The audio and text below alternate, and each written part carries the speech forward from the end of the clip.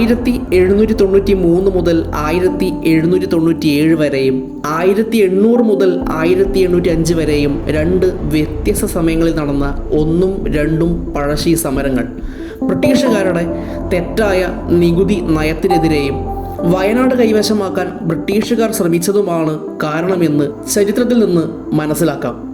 ദേശീയ വിമോചനത്തിന് വേണ്ടിയുള്ള ജനകീയ പ്രക്ഷോഭമോ ജനകീയ യുദ്ധമോ ആയിരുന്നു യഥാർത്ഥത്തിൽ പഴശ്ശി വിപ്ലവങ്ങൾ.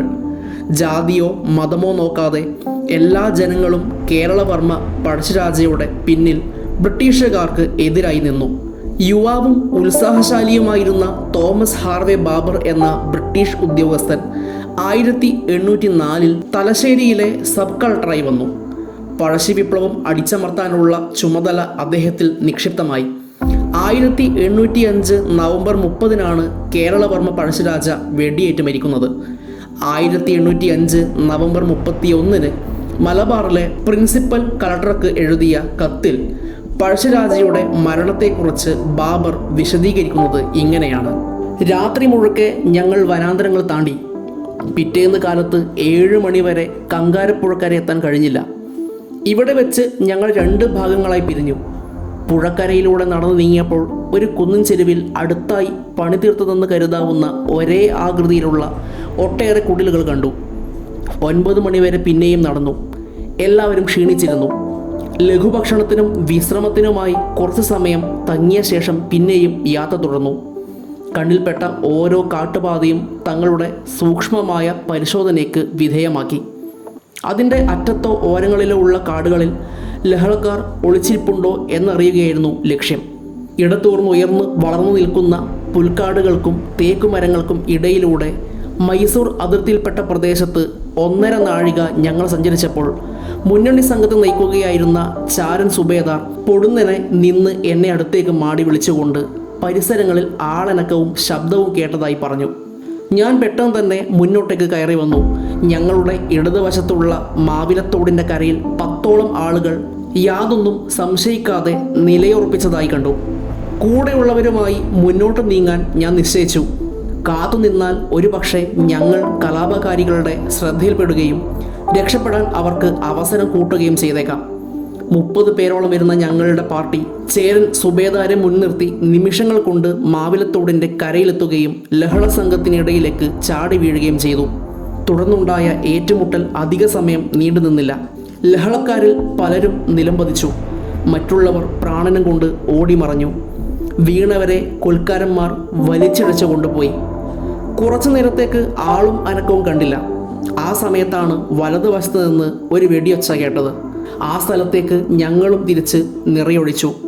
ഒപ്പം തന്നെ ശിപായികളും കൊൽക്കാരന്മാരും ചേർന്ന് പുതിയൊരു സംഘം ലഹളക്കാരുമായി ഏറ്റുമുട്ടുന്നത് കണ്ടു. കുങ്കൻ്റെ സംഘത്തിൽപ്പെട്ടവരായിരുന്നു അവർ. വെടിയൊച്ച കേട്ടപ്പോൾ ഇക്കൂട്ടർ കാടിനുള്ളിലേക്ക് ഓടി മറഞ്ഞു. ഞങ്ങൾ പിന്തുടർന്നു നോക്കിയെങ്കിലും ആരെയും കണ്ടില്ല. ഇടതുവശത്ത് നേരത്തെ ഞങ്ങൾ നേരിട്ട കലാപ സംഘത്തിൽപ്പെട്ട ഓടി ഒളിച്ച ഒരുവനെ പിടികൂടിയപ്പോൾ പഴശ്ശിരാജ കൂട്ടത്തിലുണ്ടായിരുന്നു എന്നവൻ പറഞ്ഞു. ക്യാമ്പിലേക്ക് തിരിച്ചെത്തിയപ്പോഴാണ് മാവിലത്തൊട്ടുകരയിൽ സംഘടനത്തിൽ ആദ്യം നിലംപതിച്ചവരിൽ ഒരാൾ പഴശ്ശിരാജാവായിരുന്നുവെന്ന് ഞാൻ കണ്ടെത്തുന്നത്. എൻ്റെ കച്ചേരി കീഴ് ജീവനക്കാരൻ കണാരമേനോനാണ് പഴശ്ശിരാജ രക്ഷപ്പെടുന്നതിൽ നിന്ന് തടയാനുള്ള ഭാഗ്യം സിദ്ധിച്ചത്. സ്വന്തം ജീവൻ അപകടപ്പെടുത്തിയാണ് ഭൃത്യൻ ഇക്കാര്യം സാധിച്ചത്. കാരണം രാജയുടെ തോക്കിൻ്റെ കുഴൽ കണാരമേനോൻ്റെ നെഞ്ചിലേക്ക് നീട്ടിയിരുന്നു. മരണത്തെ മുഖാമുഖം കണ്ടപ്പോൾ അസാധാരണനായ ഈ മനുഷ്യൻ അന്തസ്സും അഭിമാനവും വിടാതെ കണാരമേനോനോട് ഇങ്ങനെ പറഞ്ഞു: മ്ലേച്ഛൻ, നീ എന്നെ തൊട്ട് അശുദ്ധപ്പെടുത്തരുത്. പഴശ്ശിരാജാവിന് പുറമെ രാജയുടെ 4 അനുയായികളും ഏറ്റുമുട്ടലിൽ കൊല്ലപ്പെട്ടു. രാജാവിൻ്റെ സഹധർമ്മിണിയോടും പഴശ്ശിരാജയ്ക്ക് പുറമെ രാജയുടെ മറ്റ് 4 അനുയായികളും ഏറ്റുമുട്ടലിൽ കൊല്ലപ്പെട്ടു. രാജാവിൻ്റെ സഹധർമ്മിണിയോടും അവരുടെ ഒട്ടേറെ പരിസേവികന്മാരോടുമൊപ്പം പലരെയും തടവുകാരായി പിടിച്ചു. ഒരു സ്വർണ്ണ കഠാരയും ഒരു സ്വർണ്ണ കണ്ഠമാലയും ഒഴിച്ച് മറ്റു വസ്തുക്കളൊന്നും കണ്ടെത്താൻ കഴിഞ്ഞില്ല.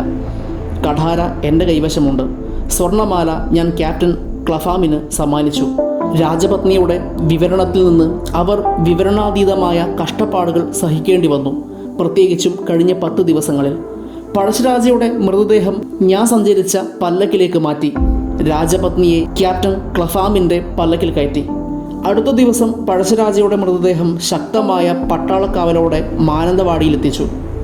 മൃതദേഹത്തോടൊപ്പം അയച്ച ശിരസ്ദാർക്ക് എല്ലാ ബ്രാഹ്മണരെയും വിളിച്ചു വരുത്തി ശവസംസ്കാരം പാരമ്പര്യ വിധിപ്രകാരം നടത്തണമെന്ന് നിർദ്ദേശം നൽകിയിരുന്നു. ഇങ്ങനെ ഒരു ബഹുമതിക്ക് ഒരു പ്രഖ്യാപിത ലഹള തലവനാണെന്നിരിക്കലും രാജ്യത്തിലെ യഥാർത്ഥ നാടുവാഴികളിൽ ഒരാളെന്ന നിലയ്ക്ക് അദ്ദേഹം സർവ്വതാ അർഹനാണെന്ന് എനിക്ക് തോന്നി. മരണത്തിന് പോലും മായ്ക്കുവാനാകാത്ത ആരാധനാസ്പർശിയായ സ്നേഹാദരങ്ങളോടെ ജനങ്ങൾ വീക്ഷിച്ചിരുന്ന പഴശ്ശിരാജാവിൻ്റെ കാര്യത്തിൽ എല്ലാ വർഗത്തിൽപ്പെട്ടവർക്കും സുസ്ഥിര താല്പര്യമുണ്ടായിരുന്നതായി ഞാൻ കണ്ടു. കൂടാതെ അസാധാരണനും അതുല്യനുമായ ഒരു വിശിഷ്ട വ്യക്തിയാണ് രാജാവെന്ന് ടി.എച്ച്. ബാബർ പിന്നീട് രേഖപ്പെടുത്തുകയും ചെയ്തിട്ടുണ്ട്. അദ്ദേഹത്തിന് ജനങ്ങളുടെ മേലുണ്ടായിരുന്ന അത്ഭുതകരമായ സ്വാധീന ശക്തിയെ അദ്ദേഹം പ്രശംസിക്കുകയും ചെയ്തു.